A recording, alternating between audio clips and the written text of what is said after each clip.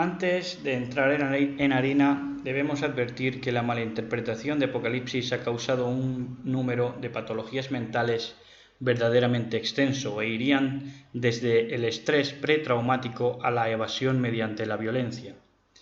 Advertimos que la homosexualidad, la prensa rosa, los tarotistas y adivinos, los vicios de toda índole, en especial el tabaco o el alcohol, han encontrado acomodo precisamente entre una generación que ha crecido con una idea distorsionada del apocalipsis. Hoy, para las nuevas generaciones se han creado las nuevas drogas de los videojuegos apocalípticos. Para que puedan calibrar la gravedad de la enfermedad mental causada por la escatología prediseñada, les contaré una historia verídica. Un día nos disponíamos a llegar al camping donde los jóvenes de la iglesia íbamos a pasar el día. Estábamos en el coche de uno de los predicadores. Se le conocía a este hombre como José Luis el del piano porque tocaba este instrumento también en la iglesia. Bien, pues llegábamos al camping y vimos una comitiva de transeúntes, posiblemente caminando para hacer ejercicio en los alrededores del camping. La carretera no era muy ancha, así que un predicador... el predicador y pianista José Luis tuvo que aminorar la marcha. Y entonces dijo algo que no olvidaré nunca. Dijo: os reprendo en el nombre de Jesús. El tipo estaba atemorizado por los caminantes. Por un momento les visualizó como zombies que golpearían el coche y arremeterían con paso torpe contra nosotros, los hijos de Dios. Eso, amigos, se llama paranoia, y eso es lo que se extrae de la mala interpretación del Apocalipsis. Paranoia, miedo a todo. Una civilización de enfermos como José Luis el del piano. Y ahora sí, vamos con nuestra primera enseñanza sobre Apocalipsis, el mensaje a Éfeso, Apocalipsis 2:1-8, que dice: escribe al ángel de la comunidad mesiánica de Éfeso, he aquí el mensaje del que tiene las 7 estrellas en su mano derecha y camina entre las 7 menorot de oro. Yo sé lo que has estado haciendo, cuán arduamente has trabajado, cómo has perseverado, cómo no puedes soportar a la gente perversa y has probado a los que se llaman emisarios pero no lo son y los has hallado mentirosos. Tú has perseverado y has sufrido por amor a mí sin desfallecer. Pero tengo esto contra ti, que has perdido el amor que tenías al principio. Por lo tanto, recuerda dónde estabas antes de que cayeras y vuélvete de este pecado y haz lo que hacías antes. De lo contrario, vendré a ti y removeré la menorá de su lugar si no te vuelves de tu pecado. Pero tienes esto a tu favor: odias a los nicolaitas, y yo también los odio.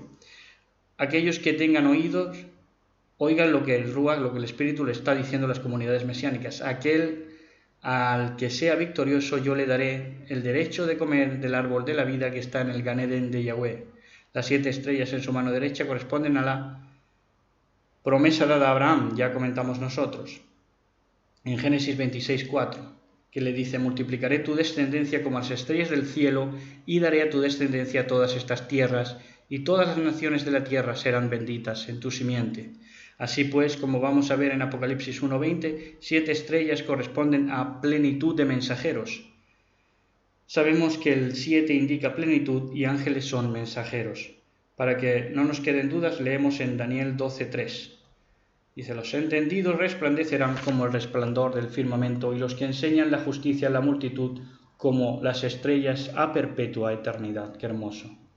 Respecto a las 7 menorot o candeleros de oro, nos indica la plenitud de las comunidades mesiánicas o creyentes en Mashiach, como ahora sí vamos a ver en Apocalipsis 1:20, que dice: el misterio de las 7 estrellas que has visto en mi diestra y de los 7 candeleros de oro. Las 7 estrellas son los 7 ángeles de las 7 iglesias y los 7 candeleros que has visto son las 7 iglesias. Iglesia, del griego eclesia, no es la borregada de nuestros días, o no era la borregada de nuestros días, sino un grupo de llamados afuera, que es su significado real. Y como hemos visto, 7 es plenitud, no totalidad, sino madurez de algo. En este caso, plenitud, madurez de fruto de la semilla, de la dabar, de la palabra. Esto es, remanente de creyentes maduros de Yahshua HaMashiach. Estos que viven en emuná, fidelidad, son el fruto de su aflicción que vio Mashiach y quedó satisfecho. En Isaías 53:11, que dice: verá el fruto, madurez, plenitud o primicias de la aflicción de su alma y quedará satisfecho. Por su conocimiento justificará mi siervo justo a muchos y llevará las iniquidades de ellos. Insisto, Éfeso no era la borregada de las congregaciones de nuestros días. Como vemos en el verso 2 del capítulo 2 de Apocalipsis, ellos han probado a los que se dicen ser apóstoles y no lo son, y los han hallado mentirosos, esto es, los han descubierto y no se han tragado sus mentiras día tras día por considerarles los ungidos. Ahora identificaremos a los nicolaitas y las obras de los nicolaitas. Para entender la obra de los nicolaitas es necesario en primer lugar definir el origen de la palabra. Nicolaita proviene del griego nico, que significa dominio o conquista sobre otros, y laos, que significa pueblo, gente común, seglar o laico. De ahí podemos analizar la composición nicolaos, que viene a ser algo así como dominio sobre el pueblo. De este modo, los nicolaitas eran los que dominaban sobre el pueblo estableciendo jerarquías, sociedades de creyentes clasistas, separadas entre la nobleza del clero, predicadores, y el vulgo del pueblo llano, la borregada. Los de Éfeso, que significa deseable, odiaba a estos nicolaitas. Eso hacía atractiva a esta congregación a los ojos del Eterno. Sin embargo, las congregaciones de hoy se rendían a los líderes carismáticos. Este endiosamiento y alarde propio de emperatrices que practican los que manipulan a las congregaciones con sus exacerbados y afeminados egos está fuera de la doctrina que enseñó el Mesías. Miremos Mateo 23:11, dice: el que es mayor de vosotros sea vuestro siervo, o en el mismo Mateo 18:1-3. En aquel tiempo vinieron los discípulos a Yahshua diciendo: ¿quién es el mayor en el reino de los cielos? Y llamando Yahshua a un niño, lo puso en medio de ellos y dijo: de cierto os digo que si no os volvéis y os hacéis como niños, no entraréis en el reino de los cielos. El papado, representante o agente de Satán en la tierra, como valientemente voceaba mi amigo Ernesto Farga, no se siente incomodado por estos versos según parece, porque el Papa lava los pies de los cardenales una vez al año y luego se los lavan a él, conteniendo la risita de ego placentero como pueden todos estos hijos del diablo, o como podían todos estos hijos del diablo. Así todos sienten que se humillan, Yahweh les dé el pago pronto a estos pedófilos. Entonces queda claro, amigos, que el sistema piramidal nicolaita y posteriormente Illuminati es un sistema clasista, como toda idea que sale del corazón del hombre separado de Torá. Repetimos que hasta la propia interpretación bíblico-escatológica ha sido embadurnada con esta grasa de cerdo espiritual del clasismo y del liderazgo. Algunos objetarán que Santiago o Jacob era en su tiempo líder de la congregación de Jerusalén, pero la verdad es que era encargado, no líder, es muy diferente. Y él no tuvo dominio sobre el pueblo, sino que era el pueblo y los ancianos los que consensuaban las decisiones. Ya lo explicó Shaul Pablo en Efesios 4, 15-16, sino que siguiendo la verdad en amor, crezcamos en todo en aquel que es la cabeza, esto es en Mashiach, de quien todo el cuerpo, bien concertado y unido entre sí por todas las coyunturas que se ayudan mutuamente, según la actividad propia de cada miembro, recibe su crecimiento para ir edificándose en amor. Como ven, ayuda mutua no es liderazgo que se haga llamar infalible o exija que se le trate como tal, no es ningún clérigo que disfrute con ver a las masas inclinadas ante él o cayendo ante él. Decimos ya que el recorrido de la congregación de Éfeso es del año 40 al 100 después del Mashiach aproximadamente. En este trayecto de tiempo hubo grandes prodigios, como el martirio de los Sholiachim, apóstoles o enviados, o la destrucción del templo.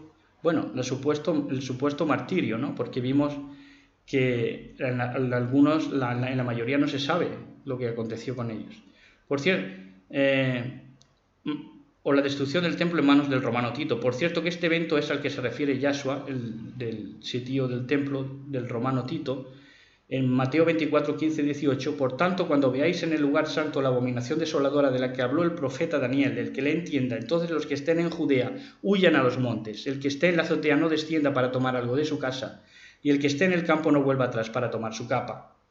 La abominación desoladora fue la profanación del templo. Y en Mateo 24, 21, 22 dice: porque habrá entonces gran tribulación, cual no ha habido desde el principio del mundo hasta ahora ni la habrá. Y si aquellos días no fueran acortados, nadie sería salvo, mas por causa de los escogidos, aquellos días serán acortados. Así que Yahshua advirtió, y en Lucas 21, 20, 22 es más claro si cabe. Dice: pero cuando viereis a Jerusalén rodeada de ejércitos, sabed entonces que su destrucción ha llegado. Entonces los que estén en Judea huyan a los montes, y los que en medio de ella váyanse, y los que estén en los campos no entren en ella, porque son días de retribución, para que se cumplan todas las cosas que están escritas. Gracias a esta clara advertencia, los creyentes en Yahshua de los años 68 al 70 pudieron salvar la vida. Este fue un acontecimiento de muchísima importancia y se venía anunciando desde antiguo. Daniel, como citó el mismo Mashiach, lo esbozó en la famosa profecía de las 70 semanas. Fue el juicio para Israel y el capítulo más duro de su historia. Los que quedaron sufrieron una matanza terrible a manos de las tropas romanas. Todo esto se ha querido ubicar en nuestros días, pero es fruto de una escatología equivocada y egoica. Esto ya se cumplió a cabalidad en 68-70 e Israel fue dispersado y hecho cautivo. Por eso a Éfeso se le dice con todo el motivo: tú has perseverado y has sufrido por amor a mí sin desfallecer. Al periodo de Éfeso, que es la primera iglesia o congregación, le corresponde el primer sello y la primera trompeta. Veamos el primer sello en Apocalipsis 6, 1, 2. Dice: vi cuando el Cordero abrió uno de los sellos, oí a uno de los 4 seres vivientes decir como con voz de trueno: ven y mira. Y miré, y aquí un caballo blanco, y el que lo montaba tenía un arco, y le fue dada una corona, y salió venciendo y para vencer. Mucho se ha hablado acerca de este jinete del primer sello, y muchos vieron en él al antimasías, pero vamos a ver quién es en realidad observando sus características. Monta en un caballo blanco, símbolo de pureza y kedushá o santidad. Tiene un arco. La raíz de la palabra Torah viene de la palabra yará, que es arco en hebreo. Por eso Shaul Pablo hablaba de no errar el blanco. Y el jinete tiene además una corona. La corona muestra que es rey. A las potestades malignas que se le dan a las potestades malignas se les dan diademas, pero no coronas. Este rey no es otro que Yahshua HaMashiach. Salió venciendo y para vencer en el periodo de Éfeso de 40 al 100 en el mundo espiritual. Respecto a la trompeta que pertenece a este periodo histórico, veamos Apocalipsis 8:7, que dice: el primer ángel tocó la trompeta y hubo granizo y fuego mezclado con sangre que fueron lanzados sobre la tierra, y la tercera parte de los árboles se quemó y se quemó toda la hierba verde. Granizo y fuego, como en las plagas de Egipto, nos habla de juicio, y mezclados con sangre nos indica matanza. Ahora, ¿qué son los árboles? Veamos el Salmo 1, 2, 3. Dice: sino que en la instrucción Torah de Yahweh está su delicia, y en su Torah medita de día y de noche. Será como árbol plantado junto a corrientes de agua, que da su fruto en su tiempo y su hoja no cae, y todo lo que hace prosperará. Los árboles son las personas que viven Torah, y la tercera parte de los árboles se quemó. Esos fueron los mártires de Yahshua. ¿Recuerdan? Ha sufrido por amor a mí sin desfallecer, le dice Yahshua a Éfeso, la deseable. En cuanto a toda la tierra verde que se quemó, vemos Mateo 13:26. Y cuando salió la hierba y dio fruto, entonces apareció también la cizaña. La hierba son justos e injustos. Toda la hierba verde se quemó, nos da a entender que en este transcurso histórico de Éfeso 40 al 100, repetimos, se derramó un furioso juicio del Eterno anunciado desde mucho tiempo atrás. Miremos este importante texto para entender que se encuentra en Ezequiel 21:3. Dirás a la tierra de Israel: así ha dicho Yahweh, he aquí yo estoy contra ti, sacaré mi espada de su vaina y cortaré de ti al justo y al impío. Esto se cumplió en el recorrido histórico de Éfeso y a plenitud de los años 68 al 70. Fue el castigo más duro para Israel y un cumplimiento que cambiaría el mundo para siempre. Así que, amados, vamos terminando como empezamos. La gran tribulación, cual no ha habido desde el principio del mundo ni la habrá, no es para los discípulos de este tiempo. Yo les aconsejo que dejen de encogerse por el miedo, la paranoia, el estrés pretraumático, ponerse la venda antes de ser heridos, y dejen de persuadirse y ser persuadidos de que nuestra generación aglutinará todos los cumplimientos proféticos. No valíamos tanto, el Tanaj no gira en torno a nosotros. Tiren a la basura los 3 años y medio de paz y 3 años y medio de guerra, comiencen por ahí e irán entendiendo. Prueben a los apóstoles que les enseñan eso y los hallarán mentirosos, como lo hizo Éfeso, y con 2000 años separándonos, tengamos en común con los de Éfeso que el patrón también nos llame deseable y que desechemos las obras de los nicolaitas. Que tengan un Shabbat Shalom en las próximas horas.